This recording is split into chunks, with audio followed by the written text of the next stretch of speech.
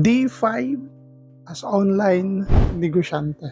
So ngayon, itong ating pang-5 araw, no, is nananatili pa rin tayo sa learning, solution, at strategy. So ngayon, no, yung mga fast days natin na mga ginawa ng mga videos, all about dun sa strategy, solution, at saka sa thinking. Na kung saan, yun ang pinakauna na kailangan natin gawin para sa ganitong klaseng negosyo. Kasi itong klaseng negosyo na ito, hindi ito yung kinauglian at hindi ito yung traditional business na ginagawa mo, kung hindi ito is big business. Kasi ang market mo dito is social media. Okay? Pinasok na natin yung Facebook, TikTok, o any kind of platform. Kailangan, okay, kailangan mo siyang aralin, kailangan mo siyang alamin kung ano yung dapat at ano yung hindi dito sa social media. So, napakalaking tulong, no, itong libro na ito